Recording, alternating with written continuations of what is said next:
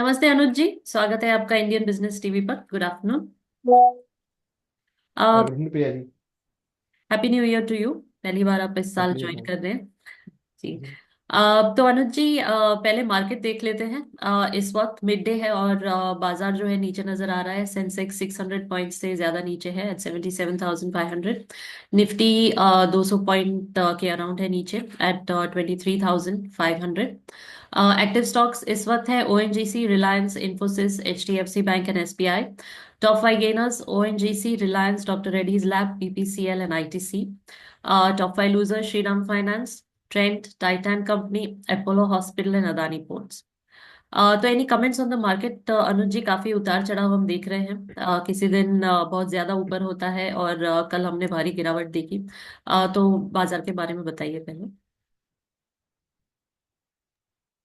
प्रिया जी देखिए, जब से हमने 4 नवंबर को यूएस में इलेक्शंस का रिजल्ट आया है उसके बाद से ही मार्केट पूरा वॉलेटाइल रहा है। जी। हालांकि हमारा आउटलुक अभी भी हमें लगता है कि 2025 पॉजिटिव रहेगा, हम्म। क्योंकि हमें लगता है कि इंडियन मार्केट अपने फंडामेंटल्स पे है और इंडिया के फंडामेंटल बहुत पॉजिटिव है। जी। हालांकि इंटरनेशनल कारणों की वजह से आपको ये जो वॉलिटिलिटी है वो देखने को मिल सकती है, बट हम्म। ओवरऑल हमें लगता है कि मार्केट का सेंटीमेंट पॉजिटिव रहेगा। बट हाँ, अभी भी अगर आप देखेंगे तो कुछ महत्वपूर्ण इवेंट है, जैसे हम्म। कि यूएस में जो प्रेसिडेंट डोनाल्ड ट्रम्प है वो अपना एडमिनिस्ट्रेशन संभालेंगे, हम्म। तो उस टाइम आपको वॉलिटिलिटी देखने को मिलेगी। देन जी। भारत के अंदर फिर बजट है। हम्म। बजट में काफी पॉजिटिविटी एक्सपेक्ट कर रहे हैं हम। और उसके हम्म। बाद अगर आप देखेंगे तो कहीं ना कहीं जो ओवरऑल मार्केट सेंटीमेंट है वो यहाँ पे रोल प्ले करेगा। तो इवेंट हम्म। बहुत सारे होने वाले हैं इस साल में भी। और again geopolitical tension, uncertainty, China की तरफ से स्टिमुलस पैकेज, और जी। यूरोप की तरफ से इंटरेस्ट रेट कट, और हम्म। यूएस की तरफ से भी इंटरेस्ट रेट कट, तो ये सब फैक्टर जो है वो इस साल भी रोल प्ले करेंगे। और हमें हम्म। लगता है कि इस साल भी आपको एक पॉजिटिविटी मार्केट में देखने को मिलेगी। हालांकि थोड़ी बहुत अभी वॉलेटिलिटी है, बट हमें लगता है कि मार्केट में एक रिकवरी का ट्रेंड आपको आते हुए दिनों में देखने को मिल सकता है। जी। अब आप इन्फ्लेशन और इंटरेस्ट रेट्स को लेकर आपका क्या फोरकास्ट है?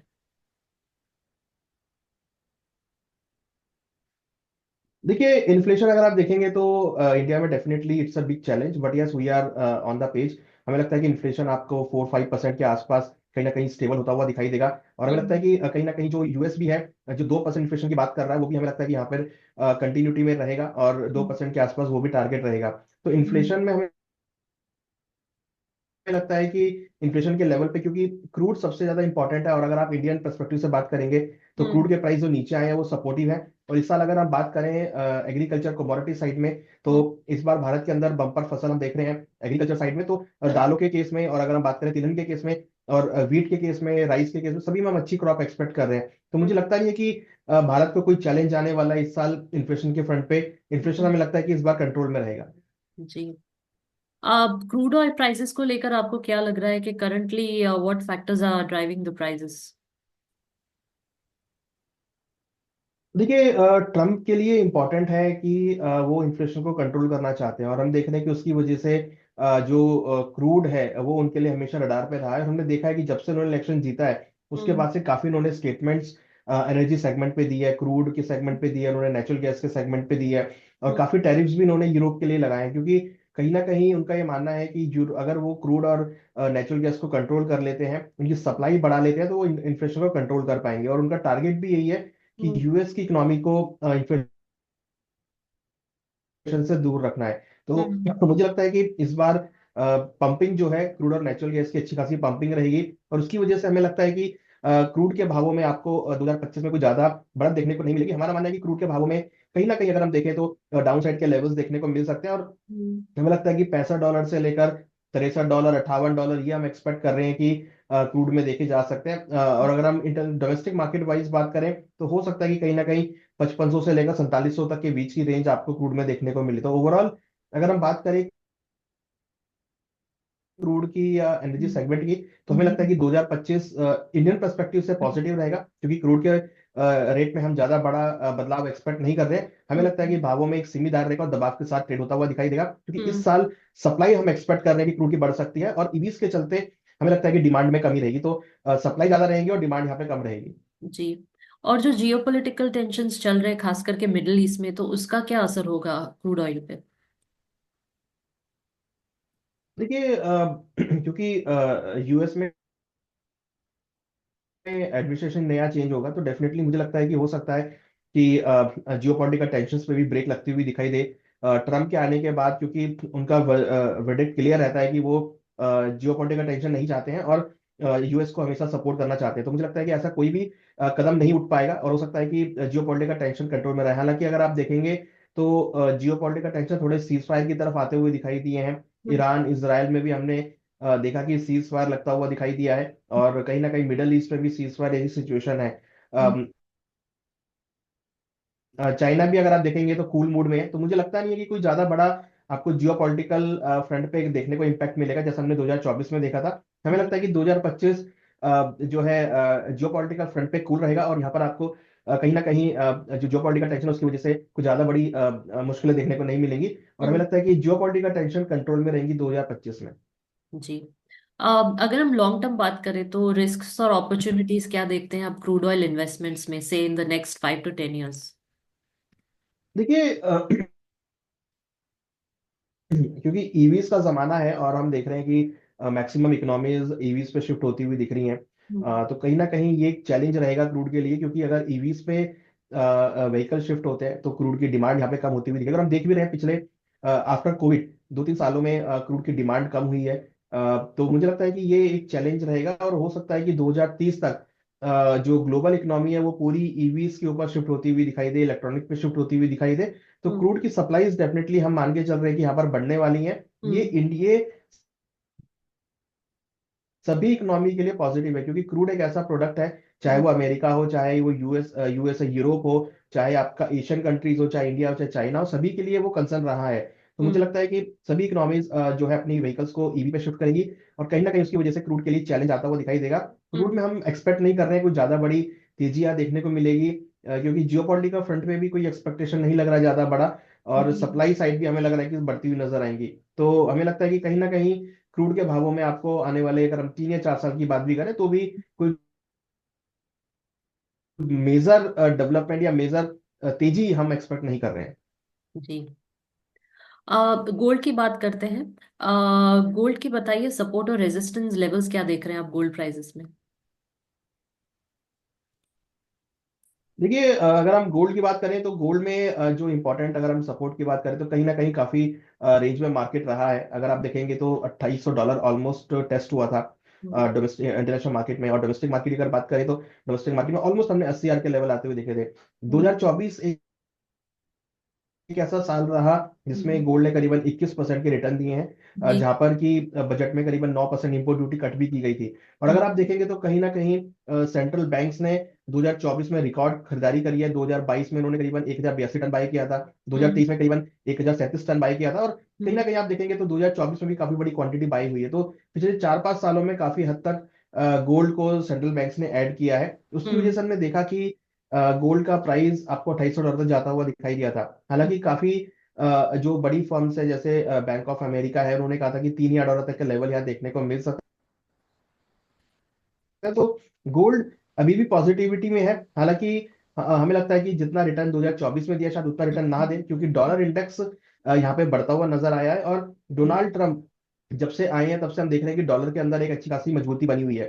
तो हमें हम्म। लगता है कि डॉलर की मजबूती की वजह से हो सकता है कि गोल्ड के प्राइसेस जो है थोड़े एक स्टेबल फॉर्म में रहे, और हमें लगता है कि अगर हम एक पर्टिकुलर रेंज की बात करें तो कहीं ना कहीं 2530 से लेकर हमें लगता है कि ऊपर में 2950 ये रेंज हमें क्रूड गोल्ड में देखने को मिल सकती है।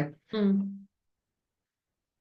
और 2950 अगर ब्रेक होता है तो फिर 3000 के लेवल जाते हुए दिखाई देंगे। फिलहाल हम एक्सपेक्ट कर रहे हैं कि 2535 से लेकर 2950 ये आपकी इंटरनेशनल मार्केट में, और अगर हम डोमेस्टिक मार्केट की बात करें तो हम्म। 73,300 से लेकर 82,000 83,000 तक के लेवल की रेंज गोल्ड में डोमेस्टिक मार्केट में रहेगी। हमें लगता है कि इस साल गोल्ड थोड़ा मॉडरेट रहेगा, हम्म। डिमांड कंसर्न साइड में भी और जियो पॉलिटिकल कंसर्न साइड में भी, बट हाँ ये जरूर लग रहा है कि गोल्ड आपको पॉजिटिव रिटर्न देता हुआ भी दिखाई देगा 2025 में।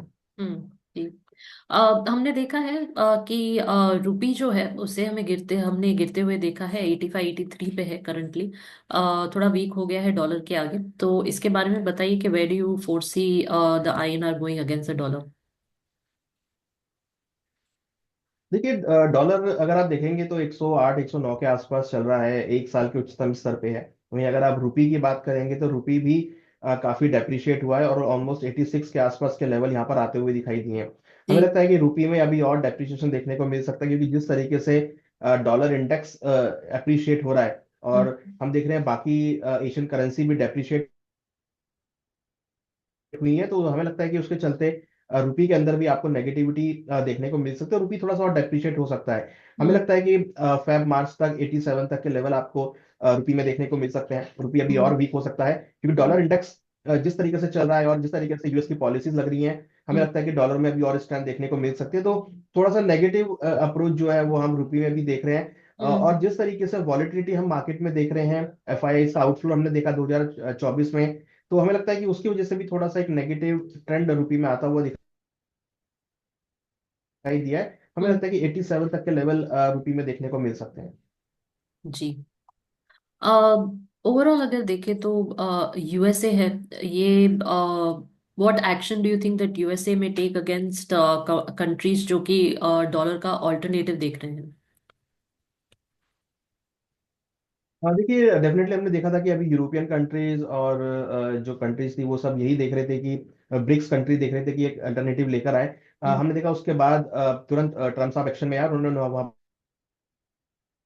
पर टैरिफ लगाते हुए दिखाई दिए। तो मुझे लगता है कि क्योंकि ट्रम्प जब पावर में आएंगे तो वो काफी टैरिफ लगाते हुए दिखाई देंगे, तो मुझे लगता है कि जल्दी से ये स्टेप नहीं हो पाएगा, और शायद हो सकता है कि अगर वो लॉन्च भी करते हैं तो उतना सपोर्ट ना मिले, क्योंकि ट्रम्प क्लियर है कि उनको डॉलर को स्ट्रेंथ लेना है, डॉलर को स्ट्रेंथ करना है, यूएस की इकोनॉमी को इंक्रीज करना है। तो मुझे लगता है कि उससे कहीं ना कहीं फिर एक डिस्ट्रप्शन वाली बात सामने देखने को मिल सकती है। तो अगर ब्रिक्स कंट्री अपनी करेंसी लॉन्च करती है तो फिर हो हम्म। सकता है कि फिर यूरोप ब्रिक्स में और यूएस के अंदर अलग अगेन डिस्ट्रप्शन देखने को मिलेगी। जी। और ये जो नए टैरिफ्स है उसका इम्पैक्ट क्या होगा और करेंसीज पर?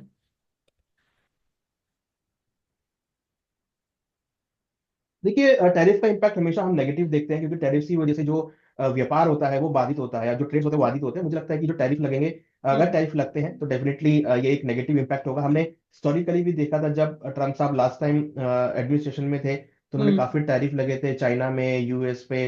तो उस समय काफी डिस्ट्रप्शन मार्केट में आता हुआ देखा था। तो हम्म। अगर टैरिफ लगते हैं तो मुझे लगता है कि ये कमोडिटी मार्केट के लिए पॉजिटिव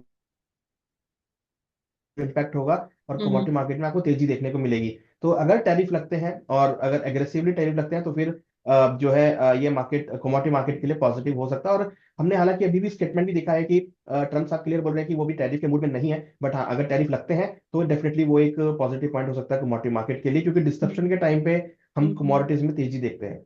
जी। आप तो अनुज जी ओवरऑल बताइए, कमोडिटीज करेंसीज मार्केट, उसके बारे में 2025 में आपका क्या कहना है और क्या एडवाइस देंगे आप हमारे दर्शकों को, इन्वेस्टर्स को? और देखिए, हमें लगता है जी जी बिल्कुल, हमें लगता है कि 2025 भी एक वॉलेटाइल सेशन रहेगा।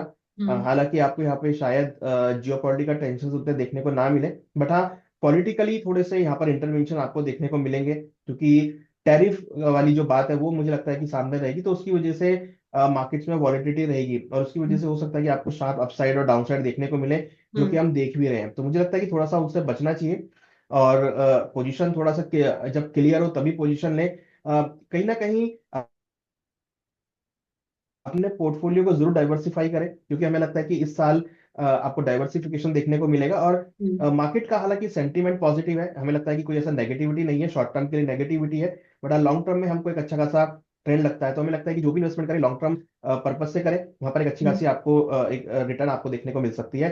तो हम्म। कहीं ना कहीं जो मार्केट है वो थोड़ा पॉलिटिकली हमें लगता है कि इस बार रहेगा, तो उस हम्म। पर जरूर नजर बना के रखें। जी। अनुज जी, थैंक यू सो मच आपके 2025 के आउटलुक के लिए, और आज जुड़ने के लिए धन्यवाद। Thank you sir. Thank you so much. नमस्ते। Thank you Priya ji, thank you. Thank you.